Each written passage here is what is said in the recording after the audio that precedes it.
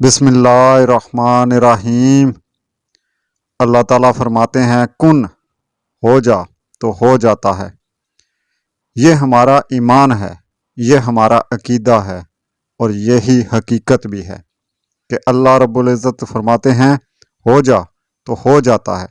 چاہے پہاڑوں کا چیرنا ہو تو پہاڑ ٹکڑے ٹکڑے ہو جائیں، زمین کا پھٹنا ہو تو زمین پھٹ جائے، آسمان کا ریزہ ریزہ ہونا ہو تو وہ ریزہ ریزہ ہو جائے، چاند ستارے سورج ہر چیز ریشم کے داغوں کی طرح بکھرنا شروع ہو سکتے ہیں، اگر میرا پروردگار جو تمام کائنات کا مالک ہے صرف ایک بار کہہ دے کن یعنی ہو جا تو یہ سب کچھ ہو سکتا ہے۔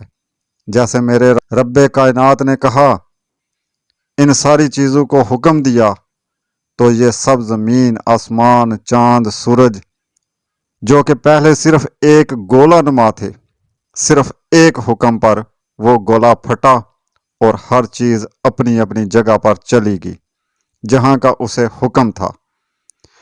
اچھا، اب نہ کچھ آوازیں آتی ہیں کہ جب اللہ تعالیٰ فرماتے ہیں کہ ہو جا اور ہو جاتا ہے تو پھر قرآن مجید میں یہ کیوں فرمایا گیا کہ دنیا 6 دنوں میں بنی؟ تو اس پر ہمارے علماء کرام نے بڑی تفصیل سے بتایا ہے، اور آج ہم بھی اس پر کچھ روشنی ڈالتے ہیں۔ بے شک میرا رب فرماتا ہے کہ ہو جا اور ہو جاتا ہے، جیسے میرے اللہ پاک نے فرمایا ہو جا تو جو ایک گولا تھا جس میں زمین، آسمان، چاند، ستارے، سورج سب کچھ تھا، وہ گولا ایک حکم پر پھٹا اور ہر چیز اپنی اپنی جگہ پر چلی گئی۔ یہ تھا میرے رب کا کہنا ہو جا اور ہو گیا۔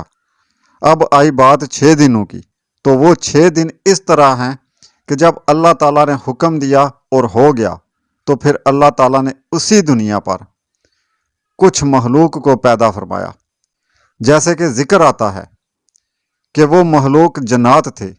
بہرحال پھر اللہ تعالیٰ نے عزازیل، جس کو اب شیطان کہا جاتا ہے، اس وقت اس کا نام عزازیل تھا، جو کہ اللہ رب العزت کا فرما بردار تھا اور اعلیٰ مقام پر تھا، بعد میں اپنی اکڑ اور نافرمانی کی وجہ سے بٹکے ہوں اور لعنتی بن گیا۔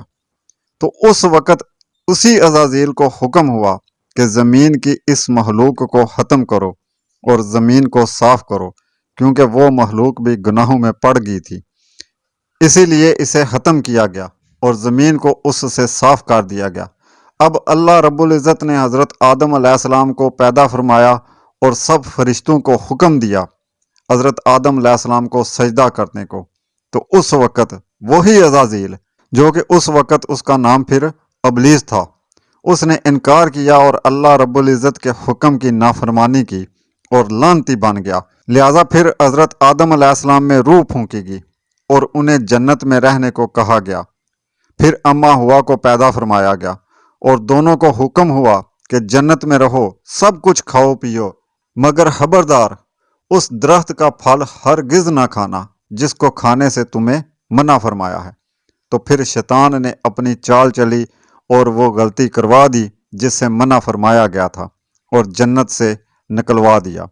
پھر جنت سے نکلنے اور زمین پر جا پہنچنے، اور اب یہ سارا عرصہ زمین پر جنات کا رہنا، پھر زمین سے جنات کا خاتمہ، حضرت آدم علیہ السلام کی پیدائش، ان کے جنت میں گزارے دن، اور پھر زمین پر آنے تک، اس وقت کے حساب سے 6 دن بنتے ہیں۔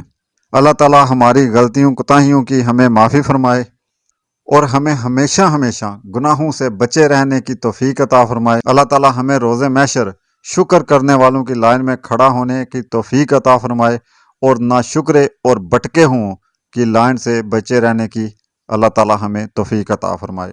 آمین یا رب العالمین۔